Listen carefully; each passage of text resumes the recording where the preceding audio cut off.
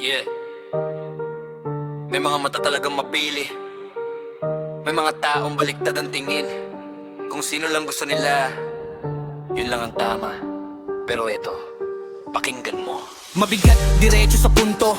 Hindi pantay tumingin, parang may listahan sa utak. Kung hindi ka pasok sa gusto nila, alaglag ka agad, walang habag. Kung sino lang ang type nila, yun lang ang bida sa kwento. Ikaw brag, wow lang kahit mas totoo, kahit mas may ginawa, di pa rin sapat bro.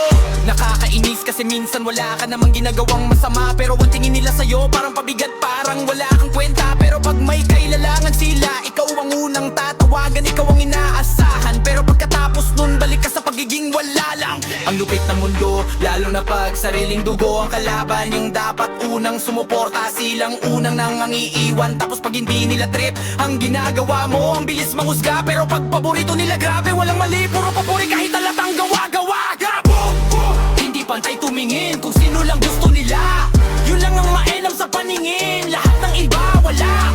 Kung sino pa yung kapamilya mo, sila pa yung walang suporta, sila pa yung unang tumatalikod, sila pa yung unang kumokontra. Drop again. Kung sino pa yung pinagpapagod mo, sila pa tingin sa'yo'y mali. Kung sino pa yung napapakinabangan, sila pa ang nagiging negatibo ang sabi. Boom, drop, baliktad sila. Hindi ikaw ang problema, mali ang mata nila, hindi ang halaga mo bro, tandaan mo yan palagi. Mas matalas, mas mabigat kapamilya, pero parang hindi minsan mas mabait. Dating tipahinti kung kahit hindi mo kadugo, nandyan sila pag kailangan mo talaga.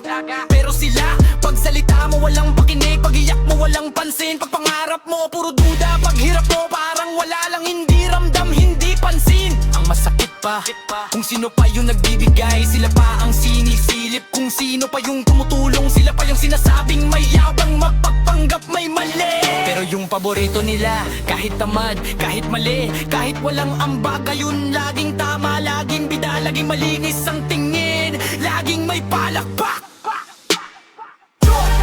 Hindi pantay tumingin kung sino lang gusto nila, yun lang ang best, yun lang ang tama, yun lang ang mahalaga.